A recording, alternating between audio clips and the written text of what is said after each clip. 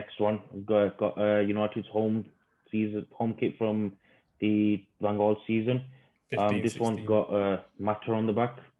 Yeah, like we said previously, that was probably his best season for Manchester United. That's when we got to see prime Juan Mata. Like I said previously as well, that was when I got to see him score an amazing free kick in the last couple of minutes against Watford, and the place erupted like it was no man's business as well. What are your kind of favorite memories of Juan Mata? Obviously, Juanfield would be one, but in terms of him wearing that red shirt instead of like an away kit. I think the thing with Mata, like he's always given his 100%. Like, let's be real with ourselves. There's probably not been a single game you could put your hand on and say Juan Mata was very bad in that game. Like there's games where you look at like other players and you know you can handpick at least 4 or 5 games or times where they didn't really do good. But I think with Mata, he's one of them players. He's like, you know, he's on the ball and he'll always give you 110%, and he like rarely ever or never give you a very bad performance. Considering as well, most of the time at Man United he's playing out of position on the right, and he hasn't got the pace of a winger. I think he goes down as cult hero status previously, especially after the whole Sir Alex Ferguson era. He's been there and done that consistently with the rest of the team. And obviously he hasn't got the trophies like he did at Chelsea when he was there as well, the Champions League, Europa League, he got with us as well. But for me, cult hero status for Juan Mata. I literally got this shirt because it just reminds me of Juan Mata in the FA Cup final as well. I'm happy to give that a solid 8 out of 10 personally. Yeah, I'll give that 8 out of 10. That was a kit I got for my sister as well. I gifted that kit because I like that design of the new Adidas as well. So I'd happily gift that as a kit. Would you gift that Juan Mata kit to anyone? I'd probably gift that one. Yeah, I'd probably gift that one. Not sure who to, but that's probably one I'd gift. Would you gift it to Arif? No, not Arif. Arif wouldn't appreciate it. Yeah, he'd just be like, oh, it's another player. It's another one. It's fine. Probably one of the worst seasons of me being alive watching Man United play, but it's the one with Van Persie on the back. Before we get into the kit, when did you kind of start going consistently to Old Trafford, Roheels? Sorry? When did you start kind of going consistently to Old Trafford as a fan?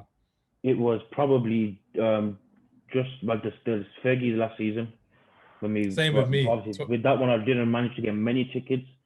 But I think with me, it was like I was at that age now where I could obviously travel pretty much more alone. It was like my first year of college, so I could travel alone. Obviously, I wasn't driving at the time, so I tried to go to as many games as I can. But it probably was then when I started going to some games. That was with me as well, 2012, 2013. And that was the season when Robin Van Persie emerged as one of our best signings of the last 10 years. And for me, I think I've told you this already, the fact that he scored a hat-trick in that awful season we had under David Moyes against Olympiacos meant so much to me because, again, that was one of the games I went to. He scored a free kick to make his hat-trick. He scored a penalty and he scored a nice little tap-in. And his combination with Wayne Rooney was something that I wish we saw probably 4 or 5 years prior. When we got rid of Ronaldo, Van Persie would have been an amazing replacement straight away for the goals and to work with him as well. But that's one of my favourites of probably all time. Reason being is a number 20 shirt. He was one that got us number 20 the season before, and obviously no one's beaten that record yet in the Premier League.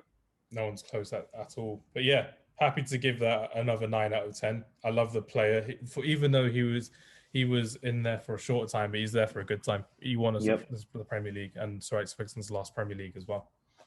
What would you give that one? That one I'd probably give a 9 out of 10 as well. Purely not just related to the season, but just because of the player and the number 20. Definitely. That's what. Are we still going for Man United for this one? Have you still got another one? I know you've got quite a few. I've got another one. I've gone through the away one from the same season, but the reason why I've gone with this one is because of the player on the back. Now, see, obviously, you look through a season where we were pretty bad. This guy was probably the only bit of happiness we had that season, and him coming onto the scene, and that was Adnan Januzaj, number 44. Now, see, with that one, he didn't end up transforming into the player we all thought he would be. But I think with us Man United fans used to so much success and then having such a poor season, and I think just having that one player to bring that spark in for a couple of games got us all pretty exciting. I probably did go overboard in getting an Januzaj top, if I'm honest, but it's something I'll always keep as a memory because I think seeing that season and that top as well will always make me appreciate the good times a bit more. What that kit reminds me of is 2 things. One, the Adnan Januzaj game against Sunderland when he actually did burst on the scene and he actually saved us against losing to Sunderland.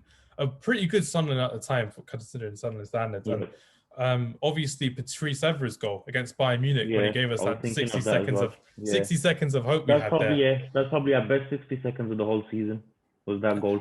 And then Mandzukic, Robben, they all just came into effect, and we were like, nah, mate, you're done out here. You're done in Bavaria. Yeah. Happy to give that a 7 out of 10. Like we said, it was an awful season. It's a player that we thought could have gone on to kind of do Rashford levels type thing, but the mismanage of different managers that he had, he just didn't find his place, unfortunately. He didn't stay under there. What would you kind of give that kit out of 10? That one, I'll probably give about 6, 7 out of 10. Not about that much. Nicely done. We've got David De Gea, Spanish international top goalkeeper kit. Ooh. That one, see, that's when he wasn't number 1, he was number 13. But that's when he was doing very well for us. I believe that was in 2015 I got this one. So that was in the lead up to 2016 in the Euros as well in France. Yeah. But again, David De Gea, what does he mean to you? Do you reckon he's someone that will again go down as a legend, but because he hasn't won the trophies?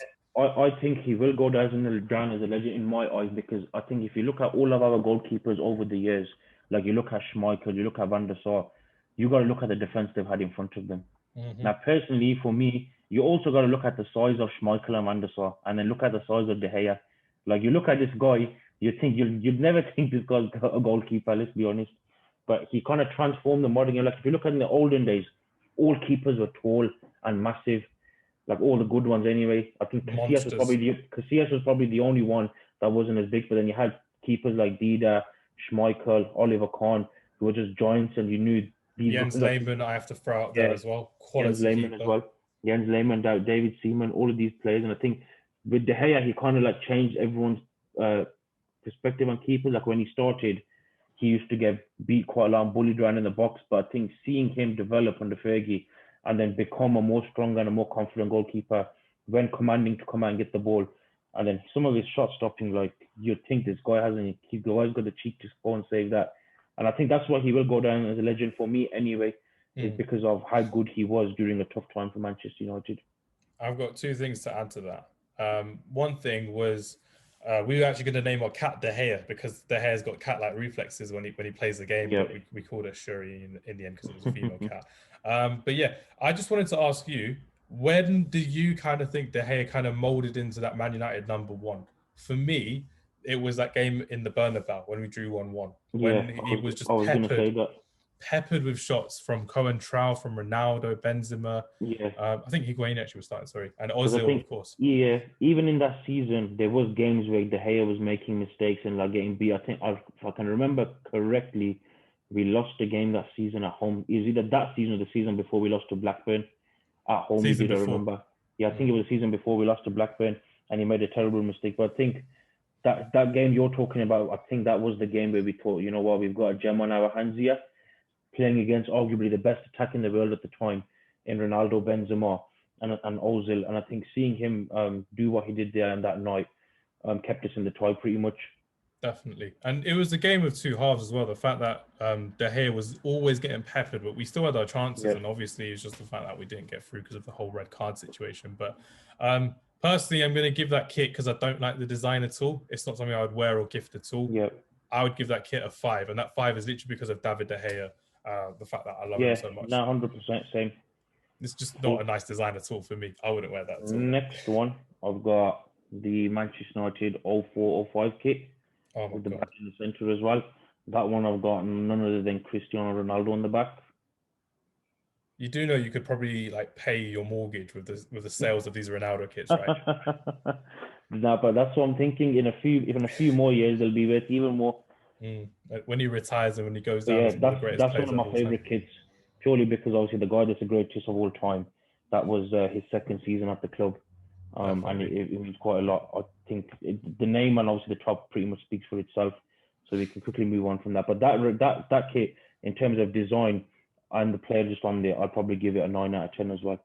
It's one of my most favourite United kits of all time. I remember being with my brother and my mum at the shop, not the shop. We was in Nighttown in central London, and we were literally bugging my mum to get us the kit, and she was like, "No, we'll wait till we get home and we can buy it for cheaper." But Central London prices are Central London prices. And we were just there like, "No, Mum, you're not gonna get it. We know your tactics. You're not gonna get us this kit when you go home."